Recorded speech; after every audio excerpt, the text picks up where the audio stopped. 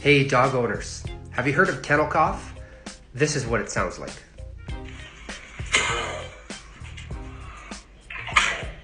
That hoarse, barking cough, often it's accompanied by hacking up of white foam. There's about 5 pathogens that can cause kennel cough. It's spread by nose-to-nose contact with other dogs. Yes, they can still get sick if they've been vaccinated. If your dog sounds like this, please go see your vet.